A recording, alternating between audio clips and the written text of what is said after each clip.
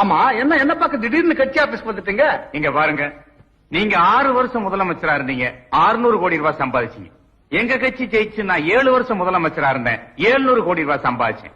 இப்ப நீங்க மறுபடியும் முதலமைச்சர் ஆயிருக்கீங்க, எவ்வளவு வேணாலும் சம்பாதிங்க. ஆனா நான் இப்ப என்ன சொல்றேன்னா, ஒண்ணு நீங்க இருக்கணும், இல்ல நான் இருக்கணும். புதுசா ஒரு சக்தி வந்துடக்கூடாது. அவனை நீங்க வளர விட்டுட்டீங்க, இப்ப அவன் தலைவன் ஆயிட்டான். முதல் நான் என்ன செய்யணும் அதை சொல்லு. நாட்டுக்கு நல்லது பண்றதுன்னு சொல்லிக்கிட்டு புதுசா எவன் வந்தாலும் சரி, அவனை நாம நசுக்கணும்.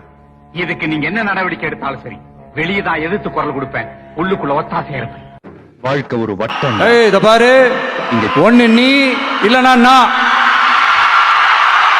நான் இல்லனா நீ, நீ இல்லனா நான். நமக்குள்ள வேற எவனும் நடுவுல வந்துடக்கூடாது. நாம 2 பேரால மட்டும்தான் மக்களை ஈஸியா ஏமாத்த முடியும். இந்த விஜய் வந்ததுனால நமக்கு பொழப்பே போச்சு. மக்கள் வேற அவனை தான் நம்புறாங்க. நாம வெளியே அடிச்சுக்கிற மாதிரி அடிச்சுக்கிட்டாலும் உள்ள நம்மளுடைய டீலிங் பக்காவா இருக்கணும்.